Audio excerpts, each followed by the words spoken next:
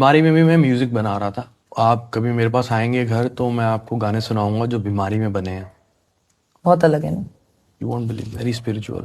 Very spiritual. Very spiritual. उसकी sound, वो भले उसमें नाचने गाने की बात हो रही हो, लेकिन if you feel the core of it, it's very spiritual. क्योंकि वो इंटेलिजेंस ने ही नहीं बनाए, वो एक्सपीरियंस ने नहीं बनाए, वो एक सबकॉन्शियस ने बनाए। क्योंकि मैं तो बीमार था। जब इतने सिम्टम्स पे भी मैं लैपटॉप खोल लेता था तो मैं डिटैच हो जाता था। मैं सिर्फ वहीं था। मेरे को अपनी लाइब्रेरी नहीं याद थी।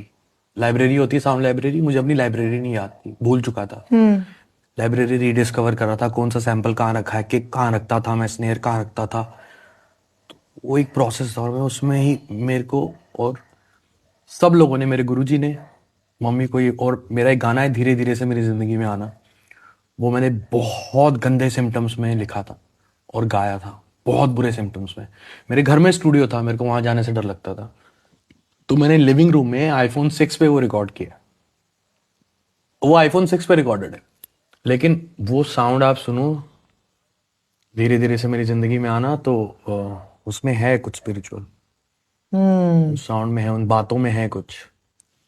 डिजर्ट कितना स्वाद है ये शुगर पेशेंट को क्या पता, है ना। लेकिन मिलियनर गाना एक रिक्शे वाला भी गा रहा है आज। तो ये कुछ चमत्कार ही है।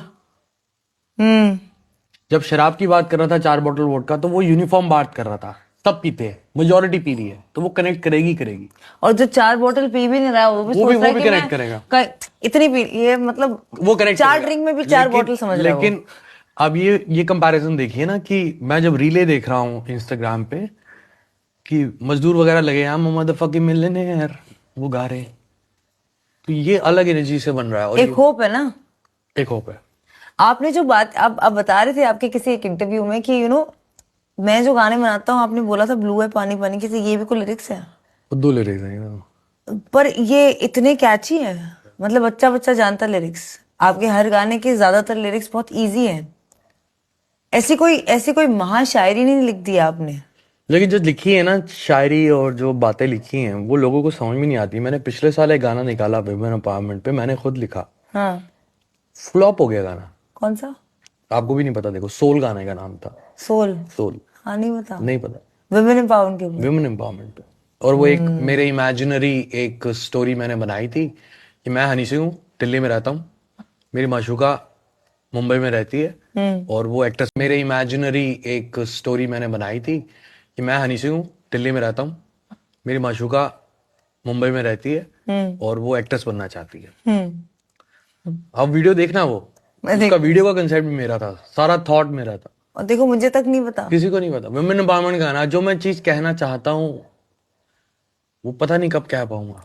नहीं आप पर बात सही है, मतलब वो चलती नहीं। गाने जो चल रहे हैं अब आप वही बनाओगे ना फिर इवेंचुअली। वही बनाना पड़ेगा। आप some for the body some for the soul करोगे, इवेंचुअली यू विल प्ले। जो क्लबों में बज रहे हैं, हम सब नाचे हैं आपके हर गाने पे। बड़ी अच्छी नज़म लिखी थी एक, about spiritualism and religious thoughts. ये दोनों चीजें कैसे अलग है। करेक्ट, ये दोनों चीजें अलग हैं। अभी तक रिलीज नहीं करा वो। वही इतना बहुत अच्छे, ऐसे बहुत सारे गाने हैं, 400 450 गाने बनाए हैं मैंने। और ये बात लोगों को समझना बहुत जरूरी है। काफी रिलीजियस लोगों को लगता है कि वो स्पिरिचुअल है। No no no, this 2 different things. They are very different things. 2 different things. लेकिन लोगों को ये बात समझाना एक बहुत बहुत मुश्किल चीज है।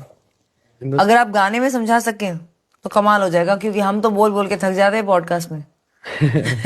पता नहीं कोई सुने तो भी समझे तो भी कुछ बदलाव लाए। आई डोंट नो ऐसा होता भी है कि नहीं।